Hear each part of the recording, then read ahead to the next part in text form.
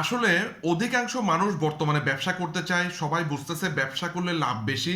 ঠিক আছে, অনেক বেশি প্রফিট করা যায়, খুব কম সময়ে দ্রুত ধনী ব্যক্তি হওয়া যায়, সবগুলো ঠিক আছে। ঠিক আছে, কিন্তু কোন ধরনের পণ্য নিয়ে ব্যবসা করবেন? ঠিক আছে, আসলে দুই ধরনের পণ্য আছে।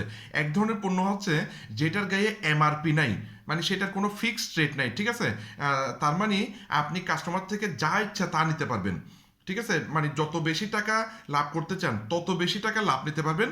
সেটার গায়ে কোনো ফিক্সড রেট নেই, কোম্পানি কর্তৃক নির্ধারিত কোনো পণ্য তালিকা নেই। ঠিক আছে, তার মানে সেটা আপনি নিয়ে আসছেন, যে কোনো জায়গা থেকে আপনি নিয়ে আসছেন, আপনি যেমন ইচ্ছা তেমন করে বিক্রি করতে পারবেন। মনে করেন ইন্ডিয়া থেকে আপনি একটা 2,000 টাকা দিয়ে শাড়ি নিয়ে আসছেন, এটা আপনি এখানে 20,000 টাকাও বিক্রি করতে পারবেন, যেহেতু ওইটাতে এমআরপি রেট নেই, ওইটার দাম সম্পর্কে কেউ জানে না।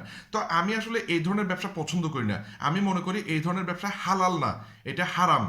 কেন হারাম বা কেন এটা ভালো ব্যবসা না, তার একটি কারণ হচ্ছে এটা আপনি মানে মানুষকে ঠকানোর একটা সুযোগ এখানে রয়ে গেছে।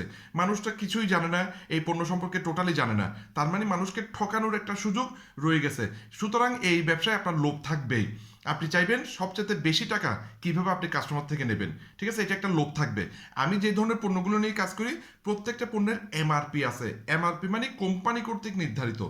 ঠিক আছে, মনে করেন আপনি একটা সাবান কিনছেন, এই সাবানটা যে বিক্রি করছে এটা লিগেল, কারণ এটা কোম্পানি কর্তৃক নির্ধারিত দাম লেখা আছে, এই দামের বেশি কিন্তু আপনি নিতে পারবেন না।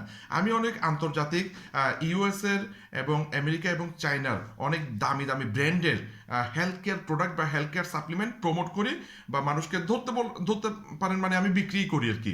ঠিক আছে, বিক্রির উদ্দেশ্যেই তো ভিডিওগুলো করা, এগুলো তো আপনারা বুঝেন। ঠিক আছে, তবে আপনার উপকারের জন্য, আপনার সমস্যা যদি সমাধান হয়, আপনি আমার থেকে কিনবেন না কেন? আপনার অবশ্যই কিনা উচিত। আপনার আমি কত লাভ পাচ্ছি এটার চেয়ে তো বড় বিষয় হচ্ছে আপনার সমস্যার সমাধান হচ্ছে কিনা। ঠিক আছে, এই হচ্ছে বিষয়। সুতরাং আমি অবশ্যই জানি আমি লাভ করব, কিন্তু আমি এমন পণ্যগুলো নিয়ে কাজ করি যেগুলোর এমআরপি আছে, মানে কোম্পানি কর্তৃক নির্ধারিত মূল্য তালিকা আছে। তাহলে আমি কিন্তু সেই তালিকা থেকে বেশি টাকা কিন্তু আপনার কাছ থেকে দাবি করতে পারবো না, যে দোকানের দামটা লেখা আছে। আমি কি লাভ পাবো? সেই দাম দিয়ে আপনি পণ্য কিনলে ওখানে কিছু কমিশন বা কিছু লভ্যাংশ আমি পাবো, যেহেতু আমি এই কোম্পানির অ্যাফিলিয়েট পার্টনার। সুতরাং আমি এই প্রোডাক্টগুলো সেল হলে আমি অবশ্যই একটা লভ্যাংশ আমি অবশ্যই পাবো। ঠিক আছে, এই হচ্ছে বিষয়। সুতরাং আপনি একটু চিন্তা করে দেখেন আপনি কোন ধরনের পণ্য নিয়ে ব্যবসা করবেন। ঠিক আছে, মানুষকে ঠকাবেন নাকি মানুষ থেকে সঠিক দাম নিয়ে আপনি উপকৃত হবেন। ঠিক আছে, তারও উপকার আপনার উপকার। তো ভিডিওটি ভালো লাগলে শেয়ার করবেন। ধন্যবাদ।